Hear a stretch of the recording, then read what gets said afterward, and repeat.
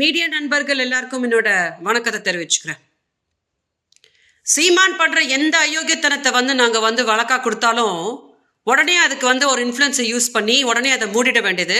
அப்புறம் வெளியில நின்றுட்டு ரொம்ப இவன் உத்தம மாதிரி மீடியா கிட்ட இன்டர்வியூ கொடுக்க வேண்டியது. இப்போ என்ஐஏக்கு என்ன என்ன பெரிய எக்ஸ்பிளனேஷனா? என் மீனவ மக்கள்ல செத்தாங்க, இவன் செத்தான்.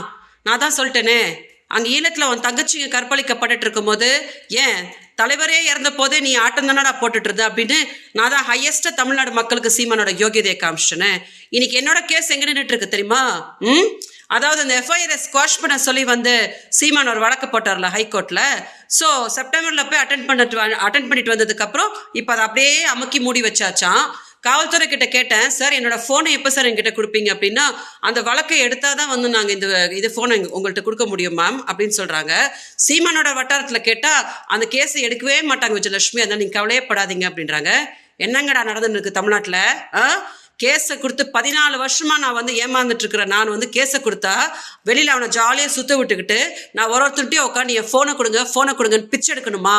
கிளம்பி வரப்போறேன். ஓகே, நான் கிளம்பி இந்த வாட்டி எங்கள் அக்காவையும் கூட்டிகிட்டு மீடியா முன்னாடி திரும்பி உட்காந்து இந்த வாட்டி காவல்துறை கோர்ட்டு எதுவும் கிடையாதுடா, ஃபுல்லாக மீடியாவுக்கு உட்கார வச்சு மார்ச்ல சீமான் மதுரை செல்வம்ன்ற கூட்டிகிட்டு என்னென்னலாம் பண்ணா, அவன் என்னெல்லாம் பேசினா, பொண்டாட்டின்னு இவங்க என்னெல்லாம் என்கிட்ட ஆட்டம் போட்டு என் தலையை குழப்பினாங்க, என்கிட்ட என்னெல்லாம் ஏமாத்தினாங்கன்றது மொத்தம் தமிழ்நாடு மீடியாவுக்கு மட்டும் நான் ஃபுல்லாக விளக்கி நான் என்னன்னு திரும்பியும் சீமானோட மானத்தை வாங்குறேன்னு அதுக்கப்புறம் நான் பார்க்குறேன்.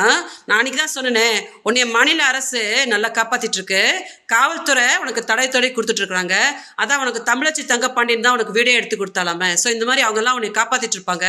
ஆனால் நான் வர என்ன எங்கள் அக்காவை திரும்பி கூட்டிகிட்டு இந்த வாட்டி கம்ப்ளைண்ட் கொடுக்கறது கோர்ட்டுக்கு போகிறதெல்லாம் கிடையாது.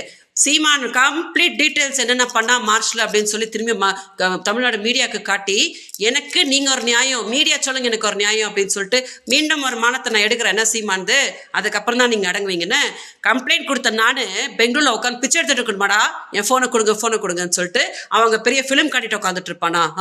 மொத்தமாக எல்லாருக்கும் விரைவில் நான் என்ன பண்ணுமோ தமிழ்நாட்டுக்கே நான் பண்ணுறேன் பாருங்க.